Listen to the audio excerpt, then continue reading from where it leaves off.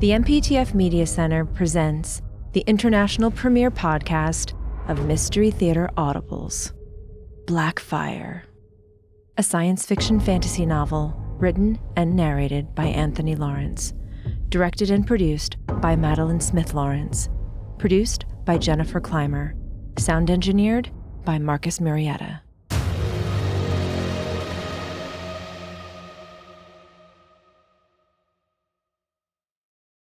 Chapter 25. I wandered, watching people going this way and that, gathered around gambling tables like flies on shit. I saw her again, the pretty girl I'd met earlier. It was Jordan. I'm not sure I even remembered her name at the time, but I sure remembered her face. I knew one thing for sure, that I'd wanted to see that face again. She was running straight toward me, her eyes recognizing me, determined to get through the crowd. She grabbed my arm and kind of whirled me toward the main entrance, telling me softly but with great intensity that we were getting the fuck out of this place right now. I really had no idea where this place was or why we should be getting out of it, but I wasn't about to argue with her about anything. She led me and I followed. It wasn't anything like following the concierge, Samanya. I wasn't in a trance or anything. I was just happy to go any place this gorgeous young woman wanted me to go. Once outside the main entrance, she pulled me along, glancing around to see if we were being followed. It wouldn't have mattered to her because she was getting out and nobody was going to stop us, at least nobody without guns. She pulled me toward where she had parked her motorcycle. She mounted it and gestured for me to climb on behind her. I was happy to oblige. She put in her key, gunned the engine, and skidded away so fast I was hard-pressed to hang on to her, though it was definitely a pleasure having my arms wrapped tightly around her beautifully shaped waist. Okay, so I remember it all now, but at the time I had no idea what was going on. It was all like a dream with no beginning or ending. I was just right there in the middle of something and just going along with it because this girl wanted me to. But it wasn't a dream. I know that now, even as I look back on what happened next. I remember it all now, not as some kind of nightmare, but as something totally real, but without logic or comprehension. The man who was me at the time, and who was actually experiencing it, had absolutely no reference points. He simply accepted it for what it was, totally unable to make any judgments. Looking back on it all now as a recovered memory, I can judge it for what I know it was. A shit-your-pants fucking scary ride that I'd never want to take again, with memory or without. There I was, a man who had lost his identity and his whole life, clinging to the only thing I knew at the moment, this beautiful girl named Jordan, who was racing her red and white bike away from some fucking crazy hotel and on out into the desert. At first, as I recall it, everything was just a blur, the smooth and elegantly landscaped roadway away from the resort, soon turning into a rough and pitted, curving route between a region of sand, rocks, and gravel, peppered with occasional plants like beryl and hedgehog cactus. I could see small whirlwinds playing over these dry playas, heated by the sun. We roared down the rough, sandy road toward a tiny figure standing near the center of the narrow highway. As we closed in rapidly on it, I could feel a sudden tension in Jordan's body as I clung to her. Then she was suddenly braking hard, and the bike careened and skidded as she fought to control it and avoid hitting the child standing in the road. It all seemed like it was happening in slow motion.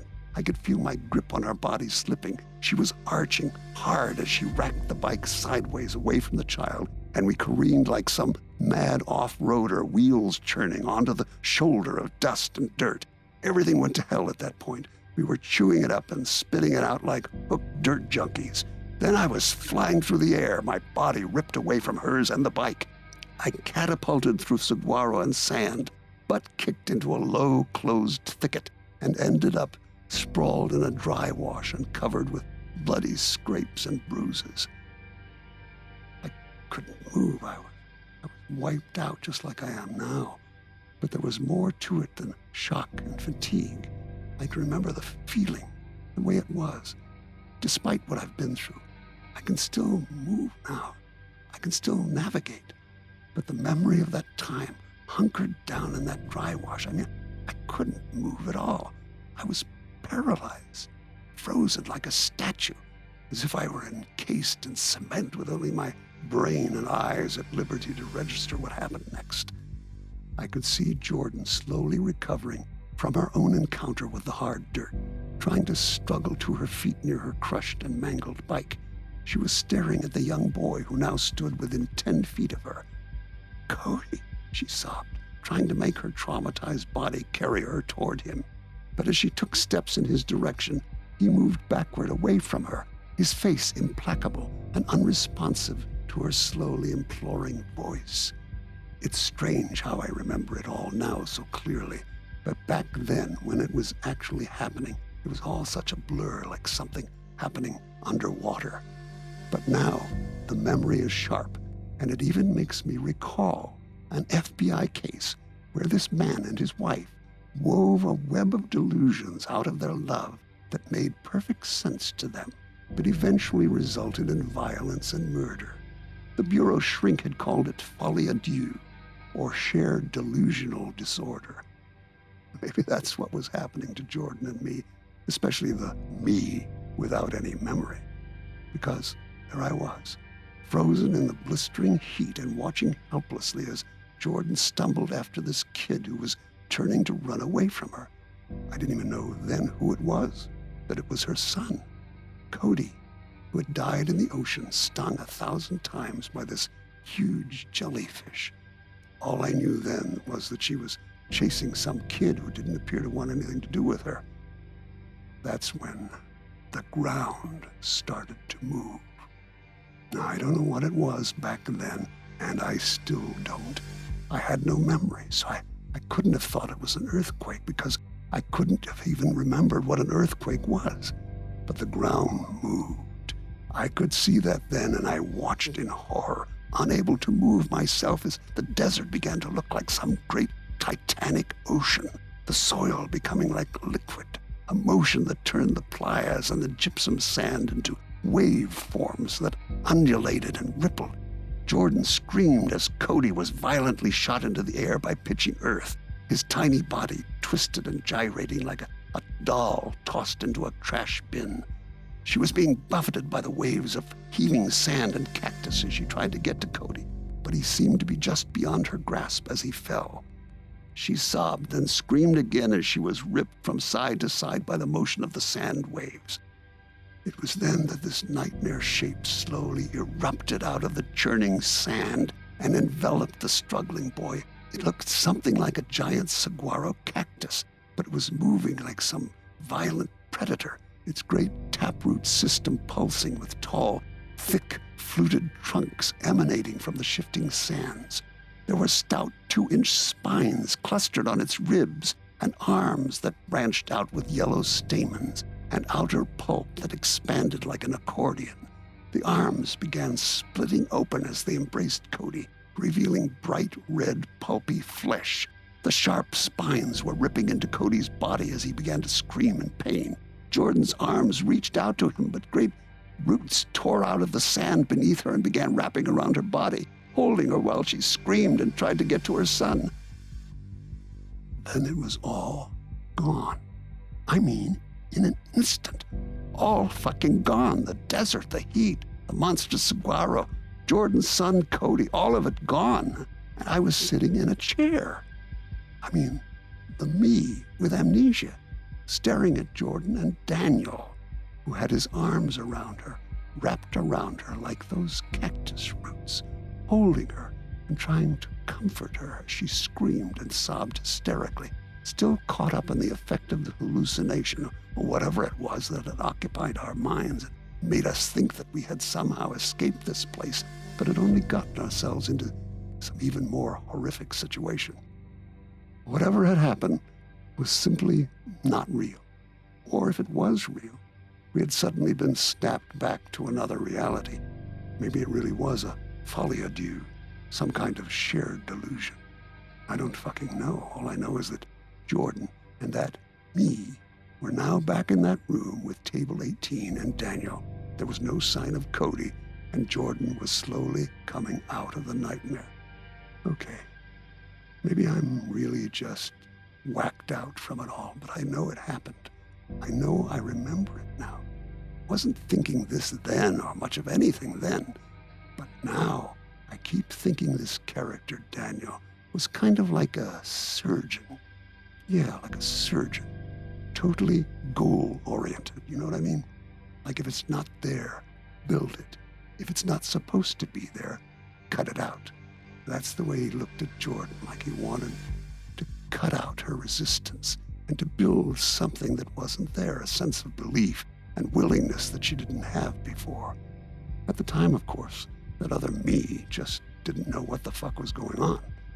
Without any memories, I was simply trying to maintain some kind of a tenuous grip on reality. As Jordan came around and began to adjust to where she was, rather than where she had just been, she was still sobbing with the memory of Cody and having lost him once again. Daniel stroked her hair and whispered softly to her about things I couldn't even begin to follow at the time and still don't really get. Listen to me, Jordan. Listen very carefully, because I want you to try and understand what has been happening to you and how you might affect what can happen. I tried to explain a little of it to you earlier, but you weren't quite ready to accept what I was saying. But try very hard to understand this. For many years, quantum physicists have been trying to make sense of an uncomfortable and startling possibility that an infinite number of alternate universes actually exist. Now, I'm not going to try and explain how atomic particles have the ability to exist in more than one place at a time, but scientific theory is beginning to prove that anything that can happen does happen in another universe. Do you understand that so far? Jordan's eyes were wet with tears, and they still were confused and dazed, but she managed to nod slowly as if in a trance. She was obviously strung out and seemed on the brink of an emotional breakdown. She slowly collapsed into Daniel's arms and appeared almost hypnotized by his deep and resonant voice and incomprehensible words. She was at this point just about ready to accept anything he said. He held her to him, continued to stroke her hair, spoke softly and comfortingly, like a father or brother might be explaining the difficulties of life.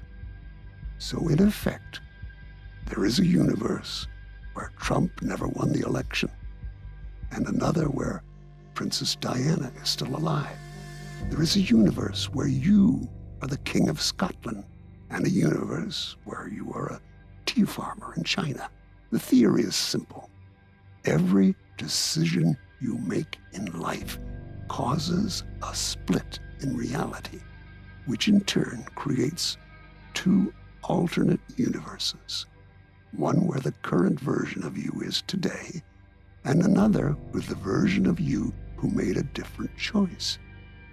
Table 18 is an ancient and exquisitely tuned instrument that can tap into alternate versions of reality.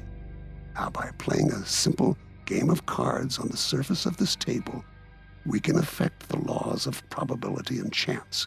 We can change or cheat current reality by using the cards to alter the frequency of our thoughts and create many different versions of reality.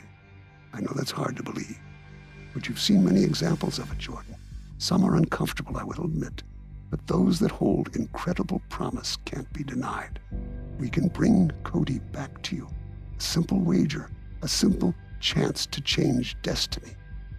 Don't you think it's worth taking that chance?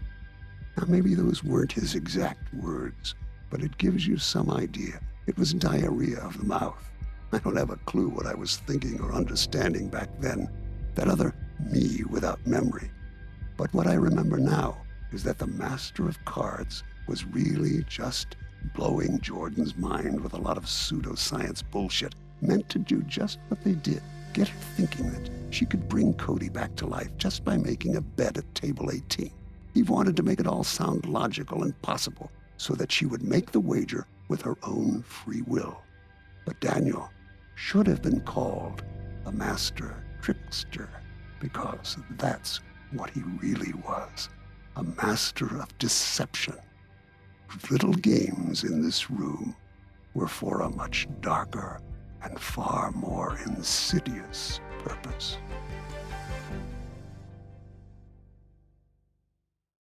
Chapter 26. The room was still as death. Jordan had recovered somewhat from the ordeal in the desert, but she was still uncertain and suspicious of the man who now sat across the table from her.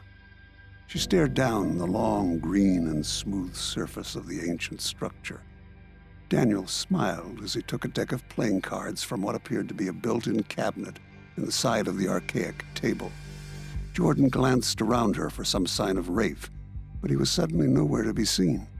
She was alone at table 18 with Daniel. "Where's Rafe?" He stepped out for a minute. "This can't be real. It's just another delusion." One person's delusion is often another's reality. Ask Christopher Columbus or Galileo. Daniel slowly and reverently fanned the deck out, face up, on the green surface and called Jordan's attention to their unique, ancient beauty. They were elegant prints that showed an engraving technique closely related to drawing, with forms conceived in 3 dimensions and delicately modeled. Are they not exquisite, Jordan? Daniel fingered the cards with delicate motions like a miser touching his adored currency. Jordan stared down at the archaic cards fanned out on the green surface. She scowled slightly, still confused and suspicious. Her voice cracked slightly as she managed to speak. "We're going to play poker with those cards?" He reacted, grinned, and then scooped up the deck of cards with a swift motion of one hand. Like an expert card sharp or magician, he cut them with the same hand, shuffled them with a high-end floorman's finesse, a sleek series of motions with his slender and dexterous fingers, then fanned them out again in a graceful arch on the green surface, revealing them now to be a deck of ordinary playing cards, no different than many decks with which Jordan was familiar. She reacted quickly, her eyes darkening as she stared up at him. "Now, why would I want to play cards or anything with someone who can do that?" "I can assure you, Jordan, there is no way the casino can cheat." "Maybe you're lying," she said, unconvinced. Daniel shrugged, smiled wryly as he scooped up the cards. "There's an old proverb, don't insult an alligator until you're over the creek. Most good card players know a few tricks, but just to be clear, all bets play out as a part of fate, and not even I can alter or manipulate them. Why should I trust you?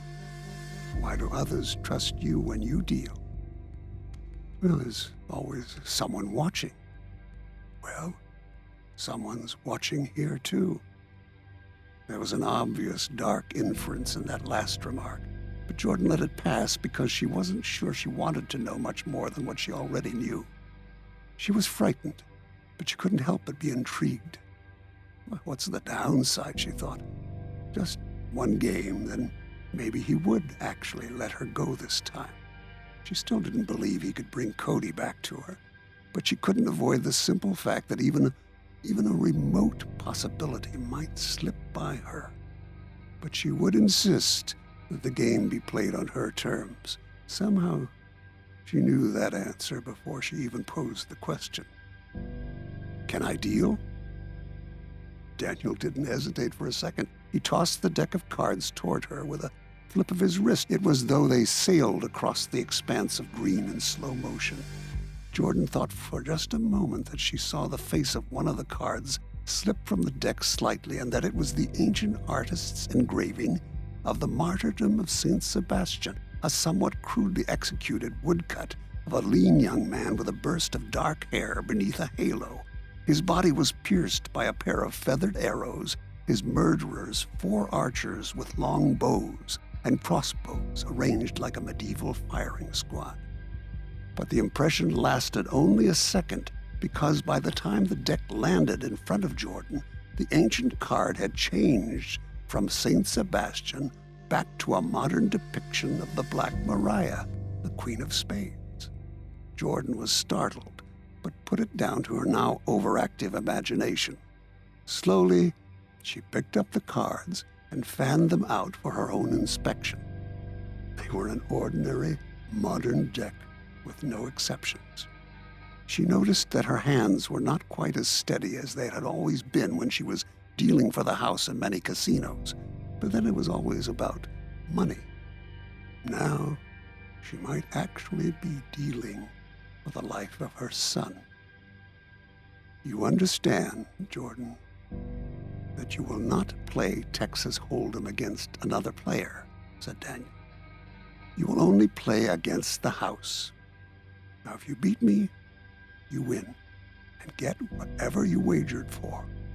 But if you lose, you have to accept whatever the casino decided was a fair, equal value wager. Despite Jordan's overwhelming skepticism, she was going to go for it, but she wanted to make sure of the wager.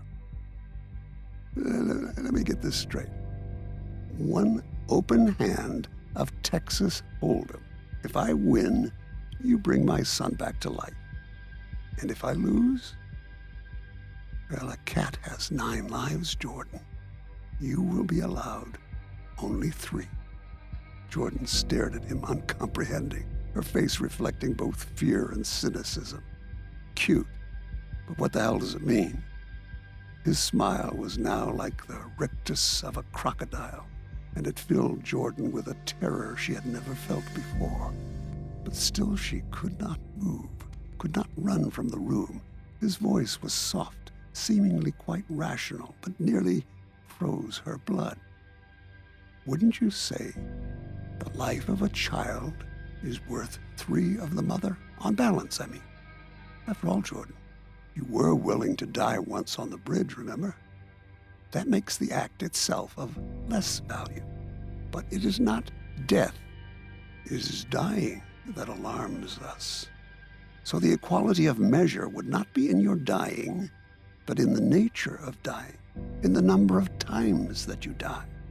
For this to be an equal value wager, you must die more than once, and in ways that are a complete surprise. You follow me? Not exactly, but I don't suppose it matters how I die or how many times if I lose. But just to keep things clear, win or lose, I'm free to leave this place. I mean, with no more tricks to bring me back. Is that agreed? If you wish to leave, with or without your son, there will be no interference whatsoever. You have my word, even though I suspect you don't place much trust in it. But you will see, Jordan, that I am neither just nor unjust in this room. There is no good or evil here. Nothing but chance, fate, destiny, whatever you want to call it. Despite what you might think of me, the cards and the table will provide the proper denouement.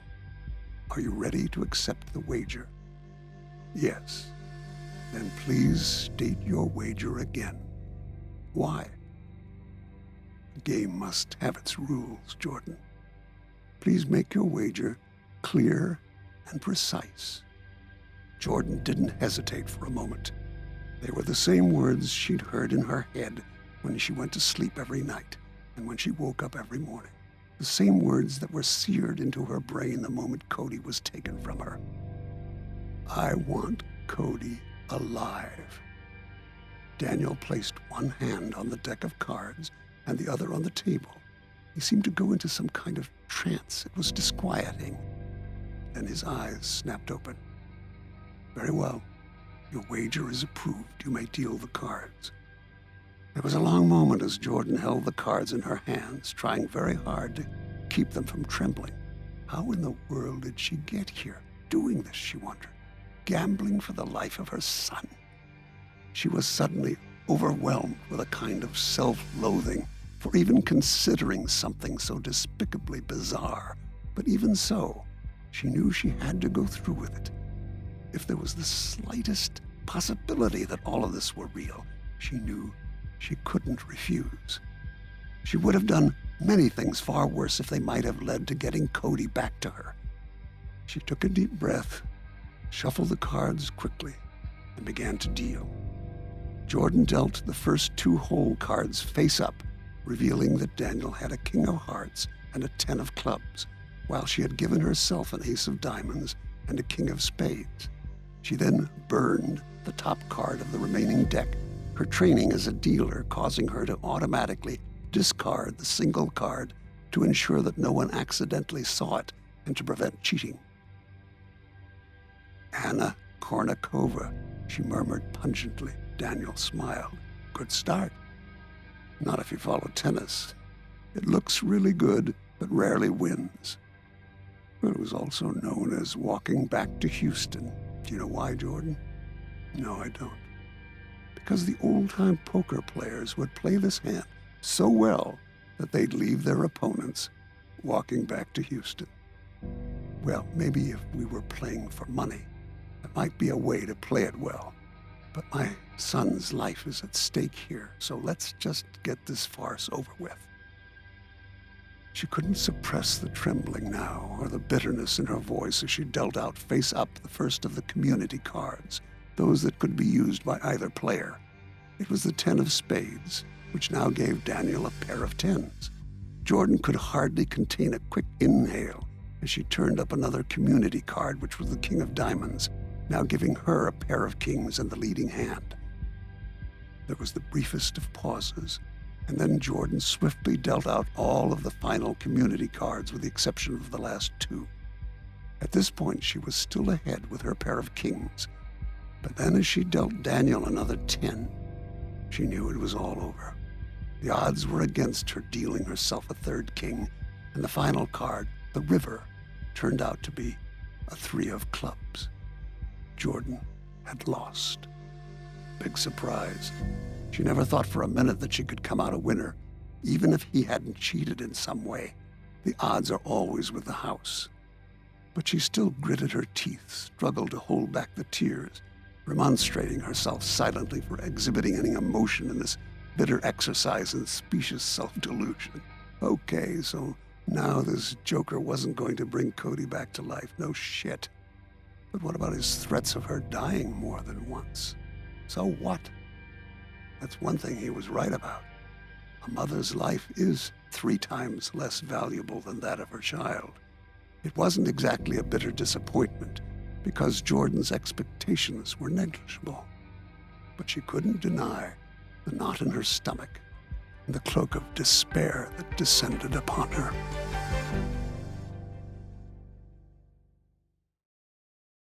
Chapter 27. I saw Jordan as she came out of the room, and I knew she was the one thing I wanted. I could feel her desolation, and it matched my own. I had no past. For some reason, I sensed that she had no future. My past was like a great big blank sheet of paper with some scribbled notes on one corner. The notes were the things the little man who seemed to know everything had given me. They were things about my past, but I had only heard them. I had not connected with them in any way. It was like being told a story about someone else, and I couldn't accept the fact that it was my life the man was trying to give back to me. The notes also contained a bit of actual memory. A wild ride out into the desert on the back of a motorcycle with her, a beautiful young woman coming out of the room. The ride had ended abruptly when we had almost run into a small boy in the middle of the road. I remembered the young woman desperately trying to get to the boy, but then the desert terrain had turned into liquid, throwing them around like toys, and a giant fucking cactus had erupted out of the surging sand and wrapped itself around the boy. Is that what memory is? I wondered curiously. Something that can't possibly be real? I somehow seemed to know about dreams. That was it. What had happened was more like a dream, a nightmare than a real memory. But I wasn't even sure what reality was, or a nightmare for that matter. But there was something else in my mind that I concluded must be a memory. I had been inside that room, a large room with a huge table. There had been a man, a young man with long hair and gray eyes. I didn't know who that man was or what he was doing there, except that he was consoling the young woman who was crying. It was then that someone had taken my arm and escorted me out of the room. I couldn't quite recall just who that was, but I had this impression it was another woman, a strange and extremely beautiful woman with a sultry and seductive expression. And then I wasn't even sure what those words meant. They had just come to me from out of nowhere. I wanted to go up to the young woman who had just come out of the room. I wanted to talk to her, but I really wasn't sure just what I wanted to say to her. The feelings I had for her were more than just words. The feelings were somewhere deep inside of me, and I wasn't sure I had the ability to express them in just the way I wanted. I figured that I would just follow her, and maybe the words would come to me somewhere along the way. I pursued her as she headed toward a bank of elevators. There were many people moving around me and past me, but I really wasn't concerned with any of them. My eyes were only fastened on her. Then as she moved into one of the elevators and I followed, she reacted to my presence with some recognition. But even though she knew me, she seemed to be so overcome by some deep emotional trauma that she could not speak to me. We stood silently side by side alone in the elevator as it rose to the 6th floor. The doors opened and Jordan exited the elevator with me following close behind. She led me slowly down the long corridor to her suite, opened the door, and we went inside. We were like two lost souls with nowhere to go and nothing to guide us. Jordan had simply led us to the only nearby oasis she knew. She had no idea what the next event might be. Daniel had said that she would die more than once. She didn't believe it for a minute. It was just more nonsense, but she still couldn't shake the uneasy feelings that persisted. She had wanted to escape this place immediately when she left Daniel in Table 18, but she had seen me and knew she couldn't leave without me. What would happen to me? Hell, who knows? Maybe she could help me regain my memory. Daniel had given her permission to leave after she had lost, but she wasn't sure about me.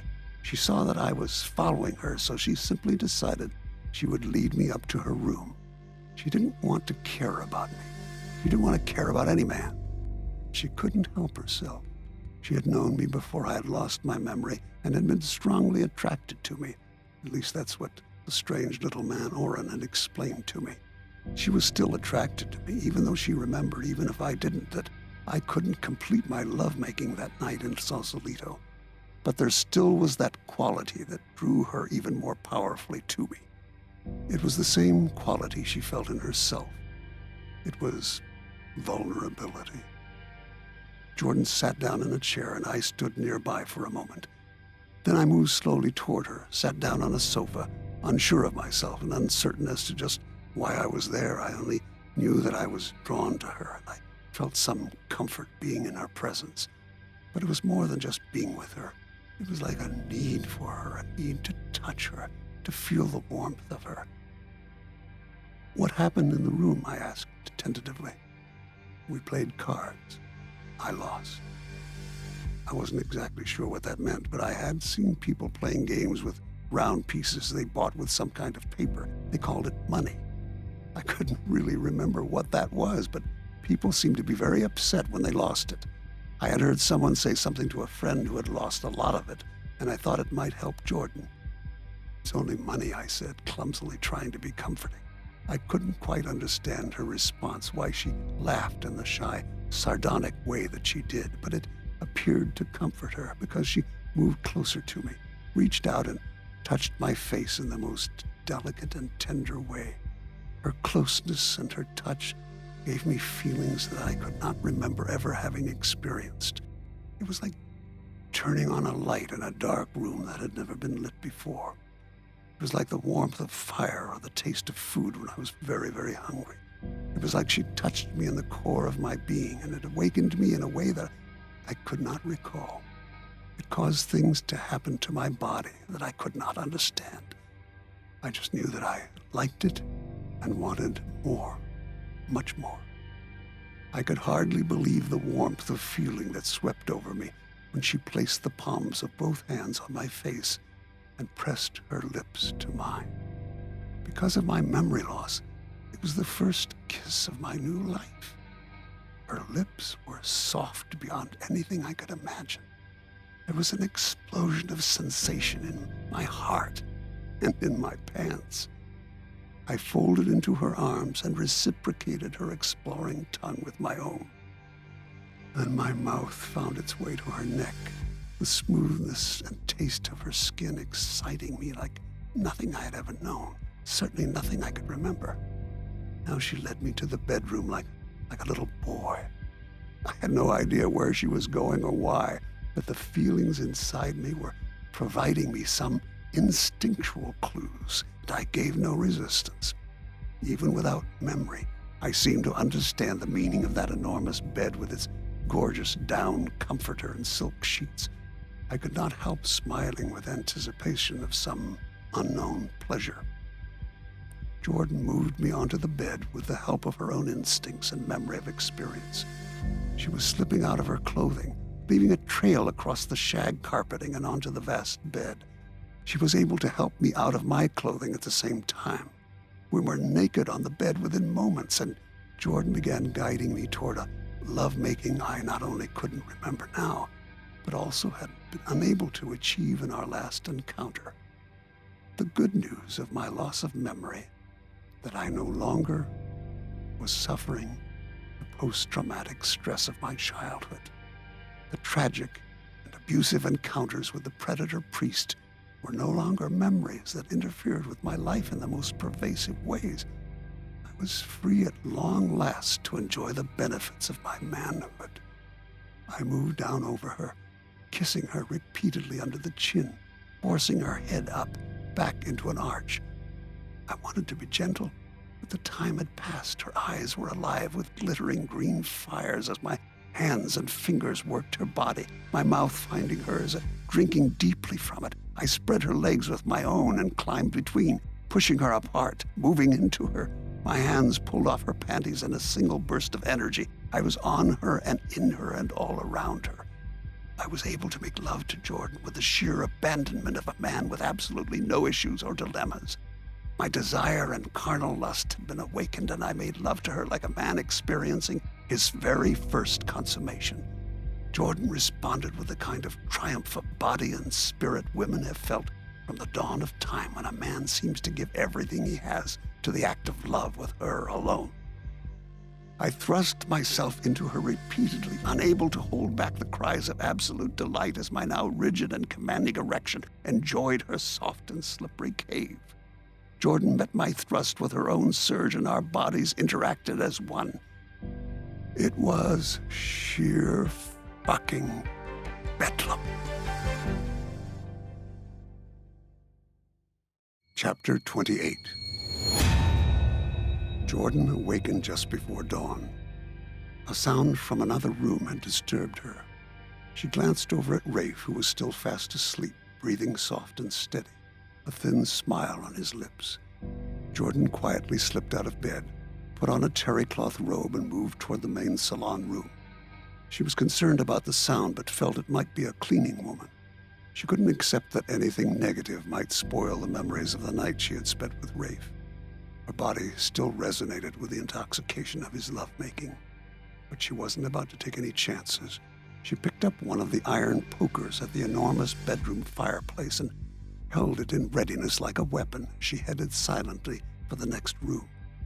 There was no one to be seen in the huge and elegant main salon, but as Jordan started to return to the bedroom, she glanced toward the glass doors that led to the balcony that lined the entire length of the suite. She was stunned to see a figure standing erect on the flat surface of the balcony's ledge that overlooked the vast patios and walkways 6 floors below. The figure was wearing a white gym suit with a Blackfire resort logo. It was Carrie St. John, and she appeared to be about to leap off the balcony to certain death. Jordan recovered from her initial shock and charged through the open glass doors onto the balcony. "No," she screamed at Carrie, "don't!" Carrie slowly turned and reacted to Jordan by smiling calmly with an expression that completely contradicted the situation. "Don't worry," she said quietly. "I have no intention of jumping." Jordan just stared at her, confused, uncertain. "What are you doing up there?" "Just trying to understand what you were feeling on the bridge as you faced death." "How do you know about that?" "Oren told me." She stared downward for a moment reflectively. People fear death like it's something dark and evil. But who knows? Maybe it's really the greatest good. Carrie jumped lightly down from the balcony ledge to the stone floor and confronted Jordan. I thought about ending things myself. I told you why. It was because of my husband, Jerry, remember? He was an abusive bastard who deserved to die. But I didn't tell you what happened when I tried to wager for his death. Wouldn't you like to know now?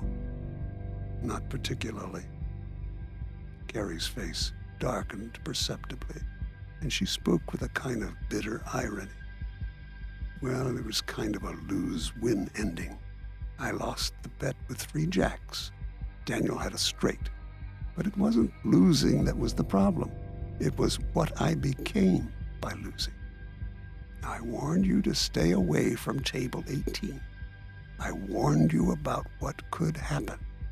Well, it happened to me. I lost the bet, but I still came out a winner because Jerry died. I'm sorry, but I'm not following you. Really? But don't you see, it was what I bet that was of equal value. If I lost, I would become just like Jerry. That's why Jerry died. It was because I killed him. Jordan had felt uneasy as the woman had begun to talk. Now the feeling was growing from anxiety into real fear. She backed slowly away, but Carrie moved forward with a motion like a striking snake, snatching the poker that Jordan was still holding in her hand. I warned you, Jordan. I told you to get out of here, but you wouldn't listen. Now, it's too late. Carrie slowly began to circle around Jordan, holding the poker threateningly.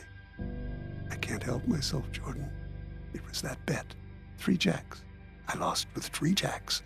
I thought I was going to win. It never entered my mind that I would lose. I always won in poker. That's why I didn't care about betting my conscience and my soul. No big deal, right? That's what happens at table 18. Betting for money is one thing. But when it comes to betting other things, you just can't think out all the little ramifications. But you see, in a way, I did win. I got rid of Jerry myself. Then I became just like him, sadistic, enjoying inflicting pain on others like a predator, killing simply because there's something inside me now that insists that I do it. I enjoy it. I killed Jerry and a couple of other unlucky guests. Now, I'm going to kill you. No, Carrie, wait.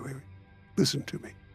But I can't wait, don't you see? That's the point. Why wait? Why fuck around? It's always about numbers, see? Kill one, and you're a villain. Kill many, and you're a hero. Numbers sanctify the crime. Oh, it's all about numbers. All about 3 jacks and the wise man, like a spider with a straight lying in ambush for the fly.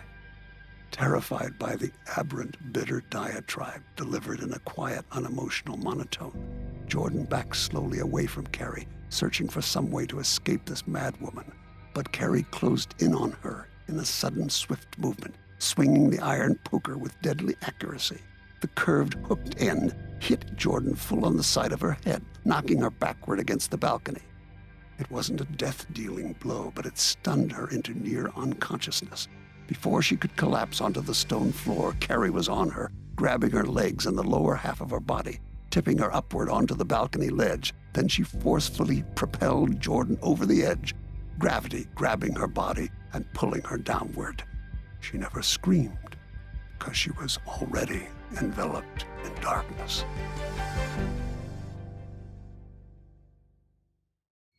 Chapter 29. He was legally blind. That's what the doctor had told him at the Philadelphia VA Medical Center. His name was Miguel Perez, and he had been on his 3rd deployment in Afghanistan when his first light-armored reconnaissance battalion convoy vehicle had been hit by an improvised explosive device. Miguel was treated by a medic at the battle scene and then flown to the U.S. military hospital in Landstuhl, Germany. He had suffered some mild brain and traumatically induced structural injury, but with the VA's polytrauma system of care back in the United States, he had recovered fairly well with the exception of his sight, which had been permanently impaired.